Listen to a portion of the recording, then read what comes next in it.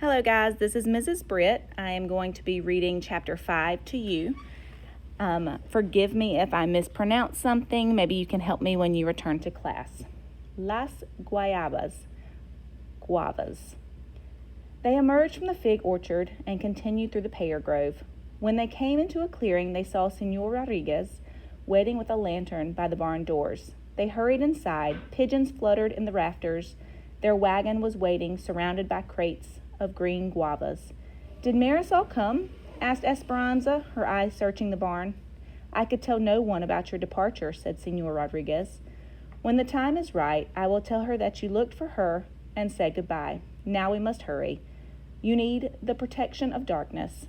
Alfonso, Miguel, and Senor Rodriguez had built another floor in the wagon, higher than the real one, and then open at the back, with barely enough room between for Mama, Esperanza, and Hortensia to lie down. Hortensia lined it with blankets.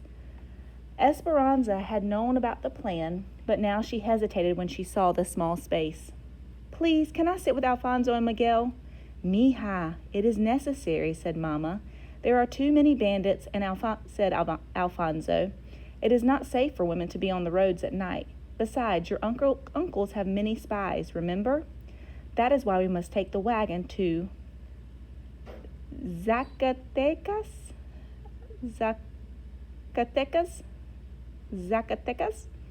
and catch the train there, instead from Aguascalientes." "Luis had bragged about the engagement to everyone," said Hortensia. "Think how angry he will be when he discovers you have gone. We cannot take the chance of you being seen." Mama and Hortensia said grateful goodbyes to Senor Rodriguez, then slid between the floors of the wagon. Esperanza reluctantly scooted on her back between them. "When can we get out?" "Every few hours we will stop and stretch," said Mama. Esperanza stared at the wood planks just a few inches from her face. She could hear Alfonso, Miguel, and Senor Rodriguez dumping crate after crate of guavas onto the floor above them. The almost ripe fruit rolling and tumbling as it was piled on. The guavas smelled fresh and sweet like pears and oranges all in one. Then she felt the guavas roll in around her feet as Alfonso and Miguel covered the opening. If anyone saw the wagon on the road, it would look like a farmer and his son taking a load of fruit to market. "How are you?" Alfonso asked, sounding far away. "We are fine," called Hortensia. The wagon pulled out of the barn, and the guavas shifted, then settled. It was dark inside, and it felt like someone was rocking them in a bumpy cradle, sometimes side to side, and sometimes back and forth. Esperanza began to feel frightened.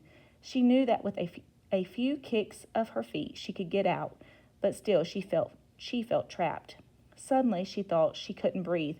"Mama," she said, gasping for air. "Right here, Esperanza. Everything is fine." "Do you remember," said Hortensia, taking her hand, "when you were only 5 years old and we hid from the thieves? You were so brave for such a little girl. Your parents and Alfonso and the other servants had gone to town. It was just you and me and Miguel in the house. We were in your bedroom, and I was pinning the hem of your beautiful blue silk dress. Do you remember that dress? You wanted it pinned higher so your new shoes would show." Esperanza's eyes were beginning to adjust to the darkness and to the pitch and roll of the wagon. "Miguel ran into the house because he had seen bandits," said Esperanza, exhaling. She remembered standing on the chair with her arms outstretched like a bird ready for flight, while Hortensia fitted the other sides of the dress, and she remembered the new shoes, shiny and black. "Yes," said Hortensia. "I looked out the window to see 6 men, their faces covered with handkerchiefs, and they all held rifles. They were renegades who thought they had permission to steal from the rich and give to the poor. But they didn't always give to the poor, and they sometimes killed innocent people." "Will you pull my door to, please?" "We hid under the bed," said Esperanza, "and we pulled down the bed covers so they couldn't see us." She remembered staring straight up at the bedboards, much like the boards enclosing them in the wagon now. She took another long breath. "What we didn't know was that Miguel had a big field mouse in his pocket," said Hortensia. "Yes, he was going to scare me with it," said Esperanza. The wagon creaked and swayed. They could hear Alfonso and Miguel murmuring above them. The persistent smell of the guavas filled their noses. Esperanza relaxed a little. Hortensia continued. YMCA van? YMCA van is here. Hortensia continued. The men came into the house, and we could hear them opening cupboards and stealing the silver. Then we heard them climb the stairs. 2 men came into the bedroom, and we saw their big boots through a crack in the bed cover. We didn't say a word until a pin poked me and I moved my leg and made a noise. I was so frightened they would find us, said Hortensia. But Miguel pushed the mouse out from under the bed, and it ran around the room. The men were startled but started laughing, and then one of them said, "It's just a raton. We've got plenty. Let's go." And they left, said Esperanza. Mama said they took almost all the silver, but Papa and I only cared all of you were safe. Do you remember how Papa said that Miguel was very smart and brave and asked him what he wanted for protecting you, his most prized possession? Esperanza remembered. Miguel wanted to go on a train ride. Hortensia started to hum softly, and Mama held Esperanza's hand. Miguel's reward that day-long train ride to Zacatecas seemed like yesterday. Miguel had been 8 and Esperanza 5. She wore the beautiful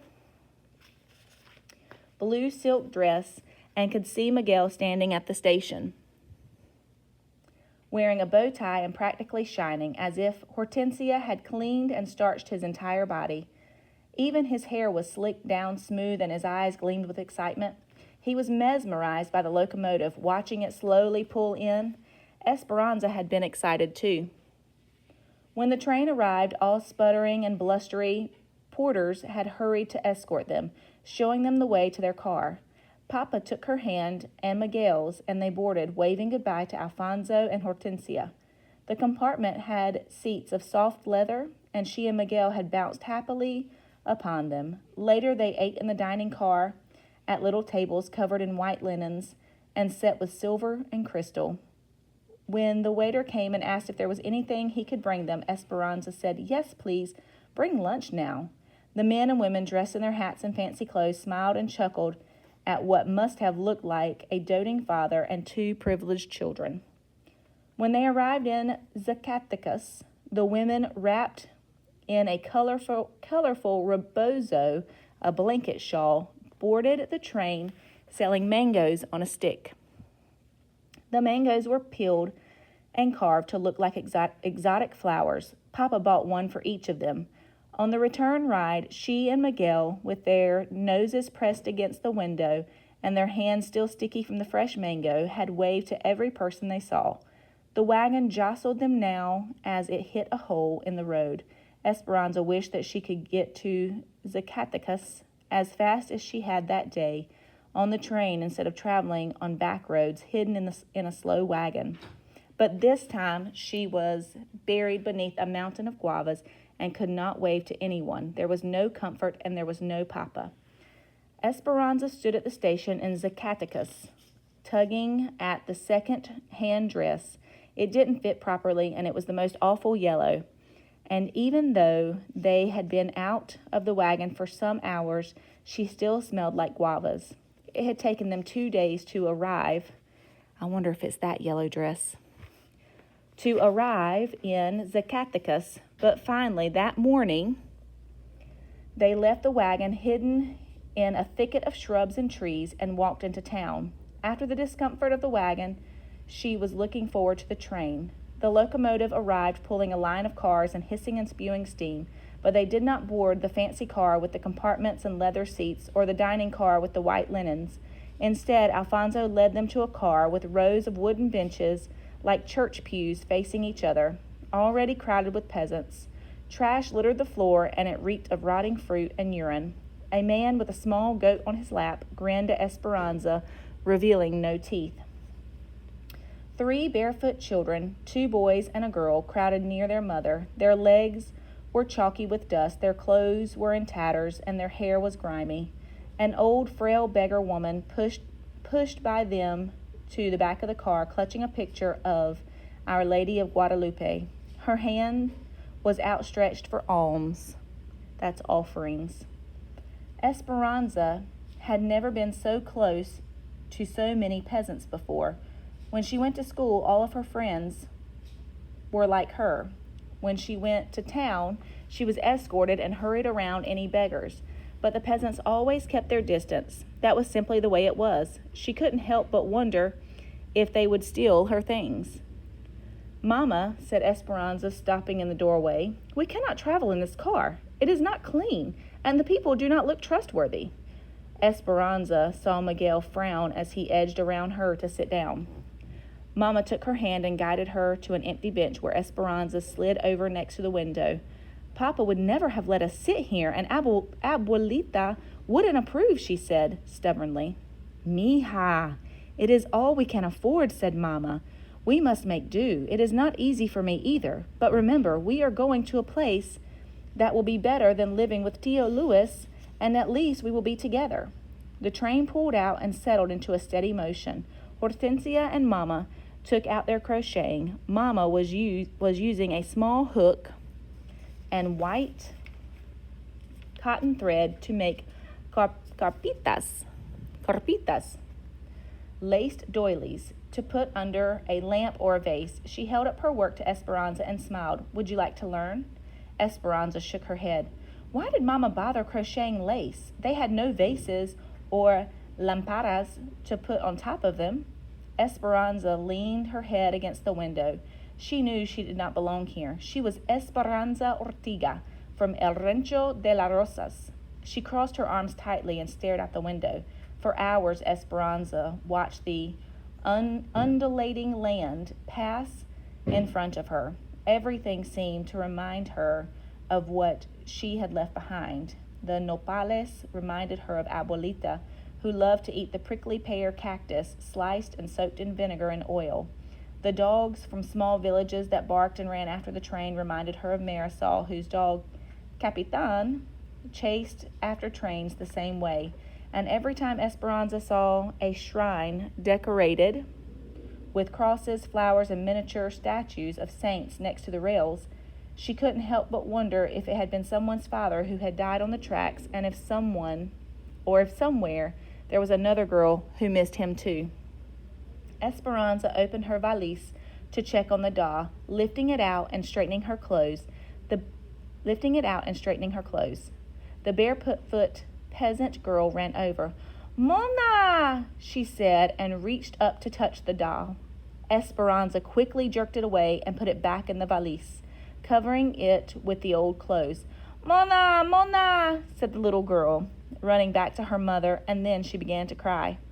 Mama and Hortensia both stopped their needles and stared at Esperanza. Mama looked across at the girl's mother. "I am sorry for my daughter's bad manners."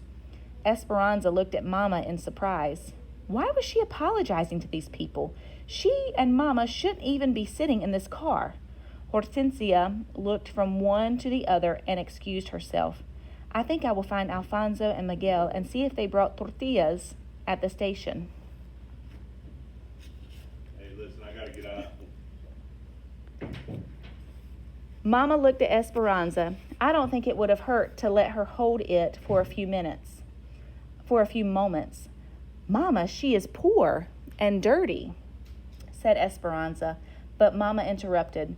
"When you scorn these people, you scorn Miguel, Hortensia, and Alfonso, and you embarrass me and yourself. As difficult as it is to accept, our lives are different now." The child kept crying. Her face was so dirty that her tears washed clean streaks down her cheeks. Esperanza suddenly felt ashamed, and the color rose in her face. But she still pushed the valise further under the seat with her feet and turned her body away from Mama. Esperanza tried not to look back at the little girl, but she couldn't help it. She wished that she could tell the little girl's mother that she had always given her old toys to the orphanage, but that this doll was special. Besides, the child would have soiled it with her hands. Mama reached in her bag and pulled out a ball of blanket yarn. "Esperanza, hold out your hands for me." She raised her eyebrows and nodded toward the girl. Esperanza knew exactly what Mama intended to do. They had done it many times before. Mama wrapped the yarn around Esperanza's outstretched hands about 50 times until they were almost covered. Then she slipped a string of yarn around the middle of the loops and tied a tight knot before Esperanza removed her hands. A few inches below the knot, Mama tied another snug knot around all of the yarn, forming a head. Then she cut the bottom loops, separating the strands into sections, and braided each section to look into what looked like arms and legs. She held the yarn doll up, offering it to the little girl. She ran to Mama, smiling, took the doll, and ran back to her own mother's side. The mother whispered into the girl's ear. Shyly, she said, "Gracias." "Thank you." "De nada." "You're welcome," said Mama. The woman and the children got off the train at the next stop. Esperanza watched the little girl stop in front of their window, wave to Mama, and smile again. Before she walked away, she made the yarn doll wave goodbye too. Esperanza was glad the girl got off the train and took the silly yarn doll with her. Otherwise, she would have been reminded of her own selfishness and Mama's disapproval for miles to come. Clicketa, clicketa, clicketa. The song of the locomotive was monotonous as they traveled north, and the hours seemed like Mama's never-ending ball of thread unwinding in front of them. Each morning the sun peeked over the spur of the Sierra Madre, sometimes shining through pine trees. In the evening it set on the left, sinking behind another peak and leaving pink clouds and purple mountains against the darkening sky. When people got on and off, Esperanza and the others changed their seats. When the car filled up, they sometimes stood. When the car was less crowded, they put their valises under their heads and tried to sleep on the benches. At every stop, Miguel and Alfonso hurried off the train with a package. From the window, Esperanza watched them go to a water trough, unwrap an oilcloth, dampen the bundle inside, and then they would wrap it in the oilcloth again, board the train, and put it carefully back in Alfonso's bag. "What is in there?" Esperanza finally asked Alfonso as the train pulled away from yet another station. "You will see when we get there," he smiled, and a knowing look passed between him and Miguel. Esperanza was annoyed with Alfonso for taking the package on and off the train without telling her what was inside. She was tired of Hortensia's humming and weary of watching Mama crochet, as if nothing unusual were happening to them. But most of all, she was bored with Miguel's constant talk about trains. He chatted with the conductors, he got off at every stop, and watched the engineers. He studied the train schedule and wanted to report it all to Esperanza. He seemed as happy as Esperanza was irritable. "When I get to California, I am going to work for the railroad," said Miguel, looking anxiously toward the horizon. He had spread pieces of brown paper in their laps and were eating. They had spread pieces of brown paper in their laps and were eating pepinos, cucumbers sprinkled with salt and ground chiles. "I'm thirsty. Are they selling juice in the other car?" asked Esperanza.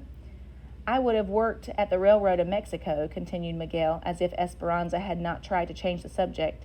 "But it is not easy to get a job in Mexico. You need una palanca, a lever, to get a job at the railroads. I had no connections, but your father did. Since I was a small boy, he gave me his word that he would help me, and he would have kept his promise. He always kept his promises to me." At the mention of Papa, Esperanza felt that sinking feeling again. She looked at Miguel. He quickly turned his head away from her and looked hard out the window, but she saw that his eyes were damp. She had never thought about how much her Papa must have meant to Miguel.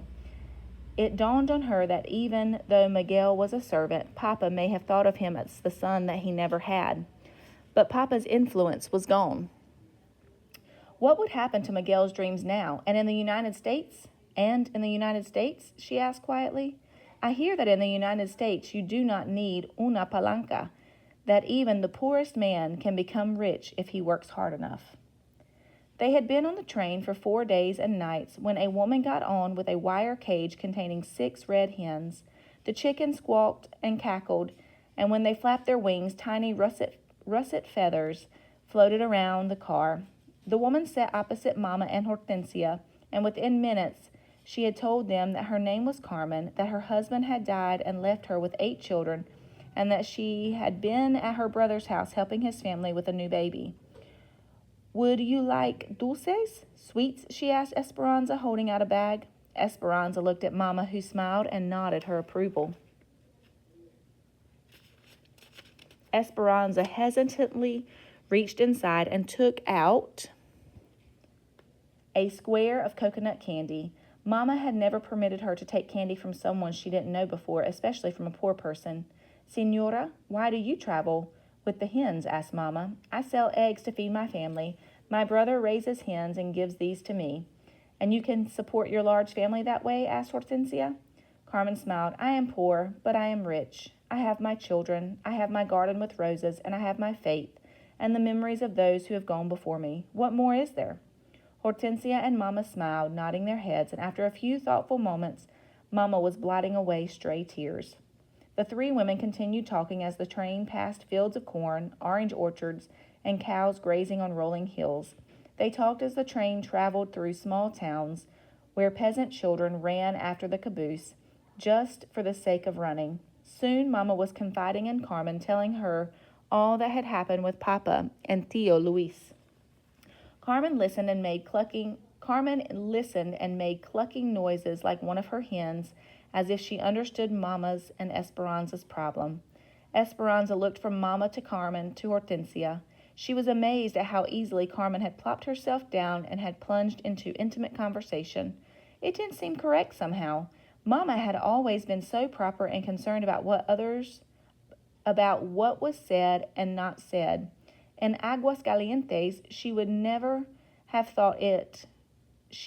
have thought it was inappropriate to tell an egg woman their problems, yet now she didn't hesitate. Mama, whispered Esperanza, taking on a tone that she had heard Mama use many times. Do you think it is wise to tell a peasant our personal business? Mama tried not to smile. She whispered back, It is all right, Esperanza, because now we are peasants too. Esperanza ignored Mama's comment. What was wrong with her? Had all of Mama's rules changed since they had boarded this train? When they pulled into Carmen's town, Mama gave her 3 of the beautiful lace carpitas she had made. For your house, she said. Carmen gave Mama 2 chickens in an old shopping bag that she tied with a string. For your future, she said. Then Mama, Hortensia, and Carmen hugged as if they had been friends forever. Buena suerte, good luck, they said to one another. Alfonso and Miguel helped Carmen with her packages and the cage of chickens. When Miguel got back on the train, he sat next to Esperanza near the window. They watched Carmen greet her waiting children. Several of the little ones scrambled into her arms. In front of the station, a crippled Indian woman crawled out on her knees, her hand outstretched toward a group of ladies and gentlemen who were finely dressed in clothes like the ones that used to hang in Esperanza's and Mama's closets. The people turned their backs on the begging woman, but Carmen walked over and gave her a coin and some tortillas from her bag. The woman blessed her, making the sign of the cross. Then Carmen took her children's hands and walked away. She has 8 children and sells eggs to survive, yet when she can barely afford it, she gave your mother 2 hens and helped the crippled woman, said Miguel. The rich take care of the rich, and the poor take care of those who have less than they have. But why does Carmen need to take care of the beggar at all, said Esperanza. Look, only a few yards away is a farmer's market with carts of fresh food. Miguel looked at Esperanza, wrinkled his forehead, and shook his head. There is a Mexican saying, full bellies and Spanish blood go hand in hand. Esperanza looked at him and raised her eyebrows. Have you never noticed, he said, sounding surprised, those with Spanish blood, who have the fairest complexions in the land, are the wealthiest. Esperanza suddenly felt guilty and did not want to admit that she had never noticed or that it might be true. Besides, they were going to the United States now, and it certainly would not be true there. Esperanza shrugged. It is just something that old wives say. No, said Miguel, it is something the poor say.